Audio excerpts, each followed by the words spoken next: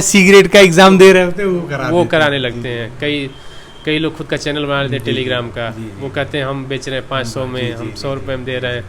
तो उससे बचिए, आप ऑथेंटिक चीज़ों को देखिए। आप यूट्यूब चैनल पे बहुत अच्छे चैनल हैं, उसको फॉलो करिए। और बाकी हम लोग तो लेटेस्ट इंटरव्यू टॉपर्स के लेके आते ही रहते हैं। उनसे सबसे अच्छी बात है कि उनसे आप रूबरू होइए। सर सिविल सर्विसेज मैं 2015 का मेंस दिया था, पीसीएस का। उसके बाद से मैं लगभग सभी परीक्षाएं देता रहा। वनडे सिविल एक साथ सभी परीक्षाएं। और सबका मैं मेंस दिया, सब में इंटरव्यू दिया, भाग्य नहीं साथ दिया आपका। तो पढ़ रहा है, क्या कर रहा है। साथ वाले किसी की शादी हो गई, कोई कमा रहा है जा करके बाहर, कोई दिल्ली चला गया, बम्बई चला। गांव में यही होता है कि लोग तुलना करते हैं कि उनका लड़का फलानवा का लड़का ये कर रहा है, उनका लड़का वो कर रहा है। छोड़ दें कभी कभी लगता है आपको, कुछ ऐसे दौर आते हैं जबकि घर पे परिस्थितियाँ ऐसी बनती हैं कि लगता है कि अब छोड़ देना चाहिए। माँ बाप हैं, उनको कुछ, लेकिन ये है कि घर आपके माँ बाप कैसे हैं, आपके साथ वाले कैसे हैं। नमस्कार दोस्तों, यूपीपीएससी डेली न्यूज़ में आप सभी लोग का स्वागत है। दोस्तों इस समय आरओ एक ट्रेंडिंग टॉपिक चल रहा है। हम आरओ के इंटरव्यू आप सभी लोग के लिए लेकर के आए थे, साथ में रैंक 1 से लेकर के 6, 4 तमाम इंटरव्यू लेकर के आए थे। अभी एआरओ का कोई भी इंटरव्यू आप सभी लोग को प्राप्त नहीं हुआ है। और कई लोग प्रश्न भी करते थे कि एआरओ का मतलब क्या सिलेबस अलग होता है, एआरओ का ही होता है, कैसे अलग अलग होता है, ये सारी चीज़ें जानेंगे। हमारे सामने है शुभम राव सर, जिनका यूपीपीएससी की तरफ से आरओ में आयोजित होने वाला जो एग्ज़ाम है उसमें 13वीं रैंक के साथ में चयन हुआ। सर सबसे पहले तो बहुत बहुत धन्यवाद और बधाई, आपने इतना बहुत कीमती समय निकाल करके हमारे लिए दिया। आपको भी। कि आपका जो एजुकेशनल बैकग्राउंड है वो क्या है? मेरा एजुकेशनल बैकग्राउंड यहाँ इलाहाबाद विश्वविद्यालय से हमने बीएससी किया।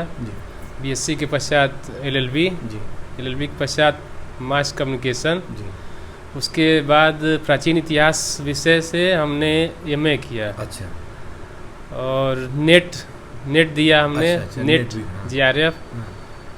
उसके बाद मतलब लगातार सिविल सेवा देते रहे। साथ में साथ एजुकेशनल हमारा चलता रहा। अंतिम रूप से एआरओ में आप चयनित हुए हैं। सर जानना चाहेंगे कि एआरओ की जो वैकेंसी होती है, अब बताएं कि आरओ और एआरओ दोनों अलग अलग चीज़ें हैं कि एक ही हैं, क्या कैसे हैं? देखते हैं परीक्षा के दृष्टिकोण से परीक्षा एक होती है दोनों की। आरओ एआरओ की सिलेबस एक होता है, परीक्षा सेम होती है।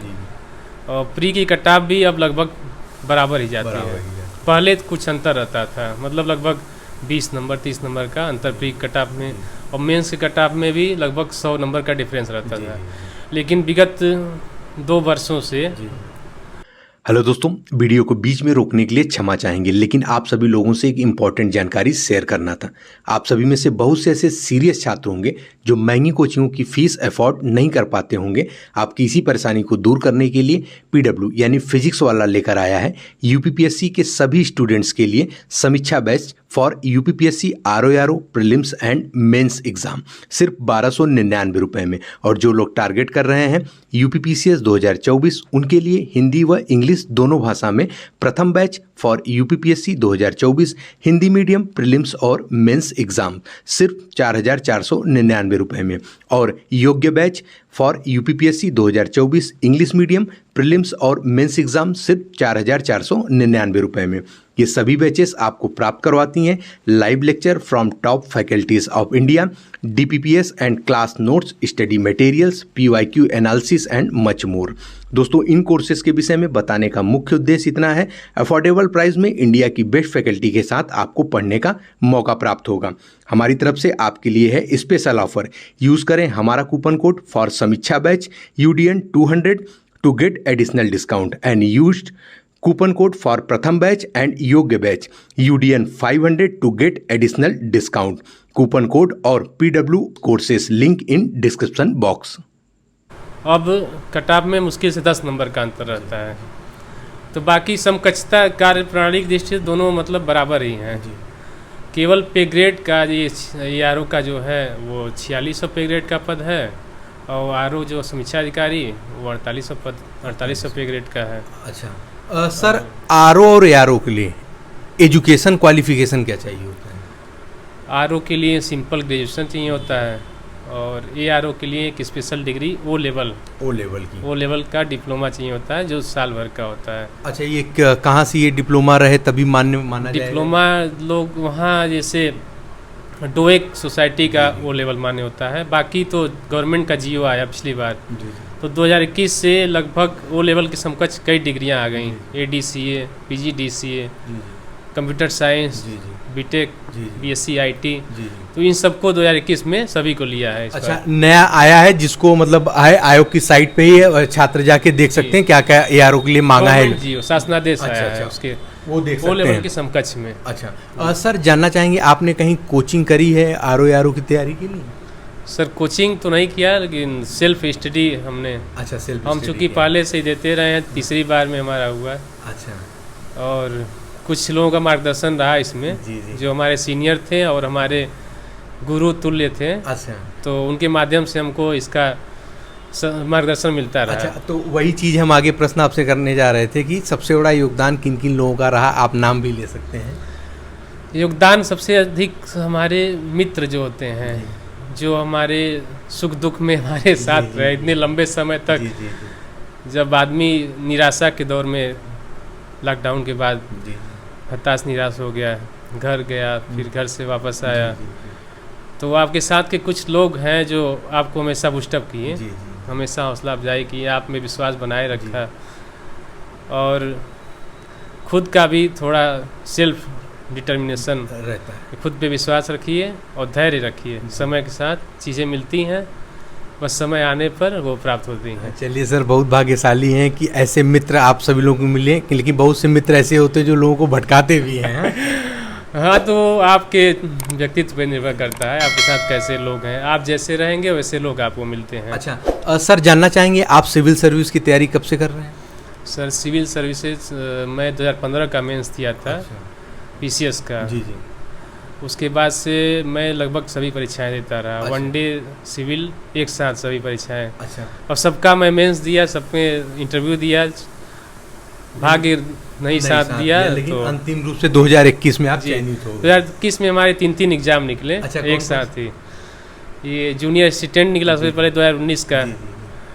उसके बाद ARO की परीक्षा निकली, और उसी समय बंद दरोगा का आया था, फॉरेस्ट गार्ड का, तो उसमें भी मेरा हुआ था। अच्छा, सर जानना चाहेंगे कि अंतिम रूप से चयनित होने तक में आपको किन किन संघर्षों का सामना करना पड़ा इस बीच में? जब संघर्ष सबसे बड़ा तो गांव परिवार से है, तो आर्थिक संघर्ष थोड़ा सा था, और बाकी सामाजिक दबाव रहता है कि घर से बाहर हैं आप विगत कई सालों से, तो लोग कहते हैं ना कि मतलब बाहर रह रहा है लड़का आपका, तो पढ़ रहा है, क्या कर रहा है। साथ वाले किसी की शादी हो गई, कोई कमा रहा है जाकर के बाहर, कोई दिल्ली चला गया, बम्बई चला। गांव में यही होता है कि लोग तुलना करते हैं कि उनका लड़का फलानवा का लड़का ये कर रहा है, उनका लड़का वो कर रहा है, साथ के उनकी शादी हो गई, बच्चे हो गए, अभी तक तैयारी कर रहे हैं।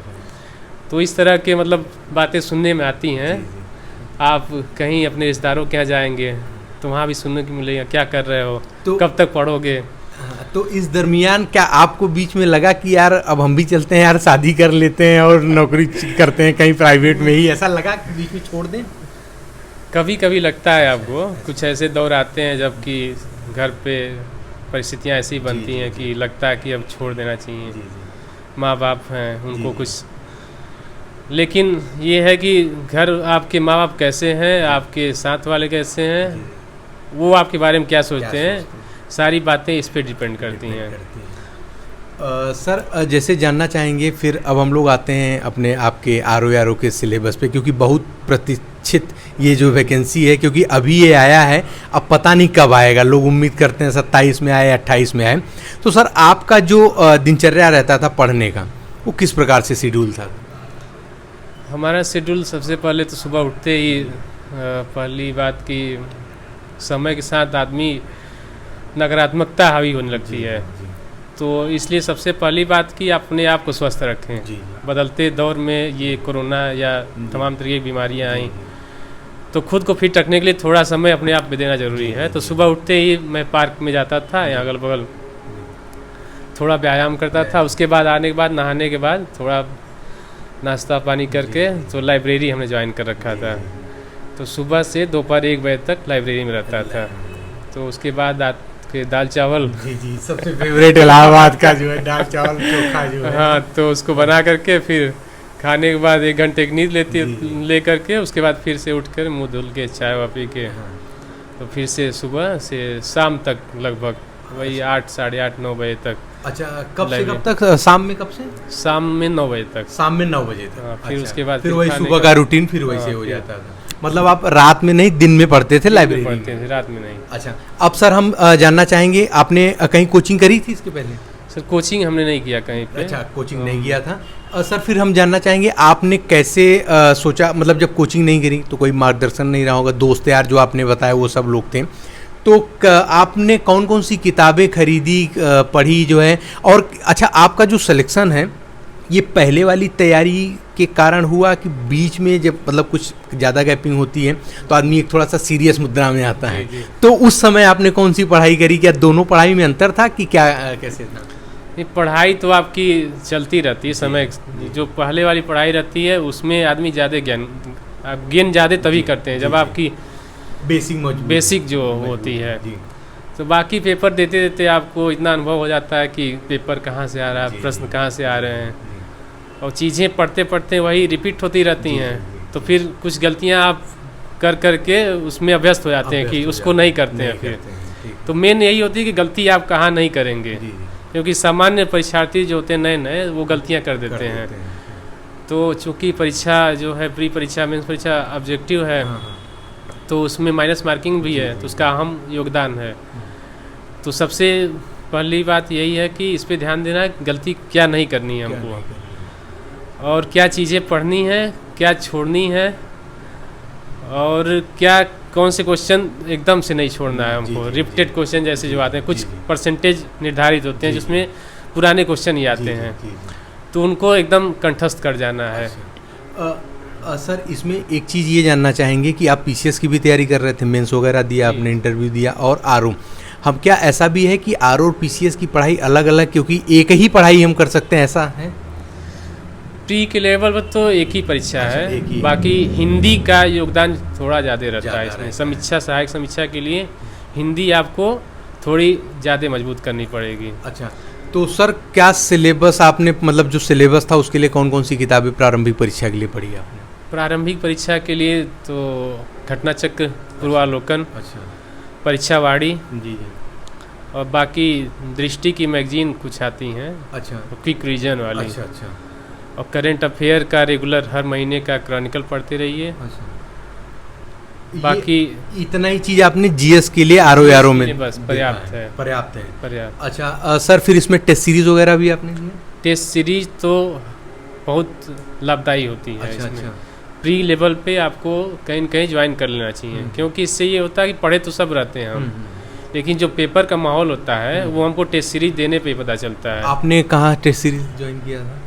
टेस्ट सीरीज हमारे गुरुदेव हैं, अच्छा। उनका प्रज्ञा प्रवाह चैनल अच्छा, है, प्रज्ञा प्रवाह CL त्रिपाठी जी, सर। जी, जानते हैं, ठीक है। तो उनका टेस्ट सीरीज चलता है हिंदी के लिए स्पेशल। अच्छा, हिंदी के लिए। जी, और जीएस के लिए? जीएस के लिए हमने यहीं लोकल मार्केट में कई टेस्ट सीरीज आती हैं, जब अच्छा। परीक्षाएं आती हैं अच्छा, तो उसके अच्छा, पहले टेस्ट सीरीज कई रहती है कई मार्केट आती है मार्केट में। में, और पुराने क्वेश्चन पेपर भी सॉल्व कर लेते हैं हम लोग, तो उसका बहुत फ़ायदा होता है आपको। जैसे एक क्वेश्चन आपकी आँख के सामने गुजरा, जी, आपने एक सेट सॉल्व किया, जी, तो कुछ जो नहीं आते क्वेश्चन जी, वो देखेंगे आप तो याद हो जाएंगे, याद हो जाएंगे, भविष्य में आप उसमें गलती नहीं करेंगे। नहीं करेंगे। तो टेस्ट सीरीज का फ़ायदा यही होता है। अच्छा, सर जानना चाहेंगे फिर तो ये जीएस का पोर्शन पूरा हो गया आपने जो बताया, हिंदी के लिए किताबें आपने कौन कौन सी पढ़ी? हिंदी के लिए किताब हरदेव नंदन बाहरी का है, और बाकी ऑब्जेक्टिव के लिए यश कुमार सर की भी बुक आती है, अच्छी बुक है, घटना चक्र पब्लिकेशन की।